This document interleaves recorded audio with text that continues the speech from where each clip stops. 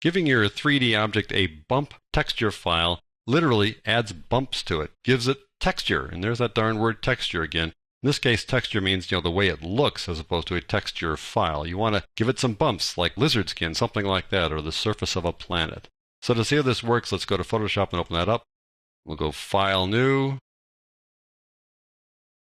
Let's make a sphere. So Mesh from Preset Sphere, and click Create.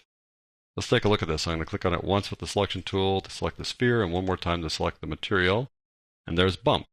Bump is set to 10% by default. Why? I don't know, because it doesn't make any difference what it's set to when there's no file associated with it. I can change this to 100%, and nothing will happen. If you don't believe that, let's render it and see what happens when we render it.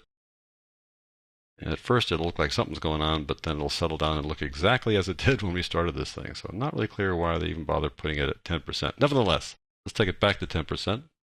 And let's give this thing some texture. Let's give this thing some bumpiness. To do that, we need to add a texture file. Look over here and go, this little drop down arrow, New Texture. And it has the same size as our document. Click OK, and nothing will happen until we edit it. We got to go back here. We see we have a little icon there indicating that there is now a texture file. But of course, right now it's just a transparent layer. Click on that, edit the texture.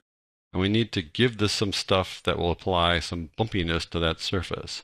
And you do that by using grayscale. I'll show you in a second here. Let's view these two guys side by side, arrange to a vertical. Click on U. The way that a bump map works is that where it's black, it goes into the object. Where it's white, it comes out of the object. And where it's gray, it stays basically on the surface. So to see that in action, let's add some gray and black stuff to this thing. Go to Filter. We'll go down to Render. Let's put some clouds on it. Very simple. Got a lot of grayscale things going on there. Let's click on this to see what difference that makes. And voila, already we got some bumpiness here. Let's change a couple things though to make it look a little bit better. I'm going to take the shine from 20% here, which is too shiny for me, and move it up to about 100% just to reduce the specular highlight to that little guy like that. And now bump is set to 10%. Let's raise it up. Let's see what happens. Go up to something much higher. Look at that. Just from adding clouds to it. Looks pretty wild. Just think of the things you can do. All right, let's go over and do something different. I'll keep this guy at 100% and change this one. Click on that. Let's make it fibers instead. Go up to Filter, Render, and we'll go to Fibers. Take the default setting here. Wow, look at that. Now we'll click on this guy and see what happens. Whoa, basically I have an orange or something like an orange. Of course, it'll look more like an orange if we make it an orange color. So let's click on Diffuse here. Change it to orange down here like that. Oranger. That's kind of working there. Might be a little too bumpy for our own good, right? So let's just take the bump down a bit and smooth things out so it's not so bumpy. I mean, would you buy an orange like that? No, probably not. But would you buy an orange like this? Maybe. So that's how that works. You can use an image file to serve as your bump map. Let's apply a little NASA image to this guy. Let's go up here to Diffuse, change the texture to something else. We'll replace it. Let's go get the Mars topo map here. Click Open.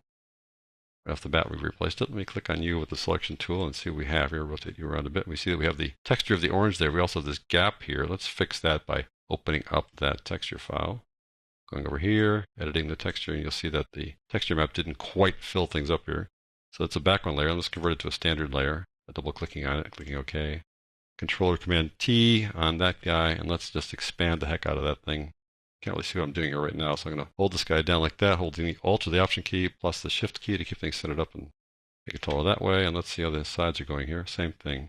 Alt or Option and pull it this way to constrain the proportions to keep it centered. That's good.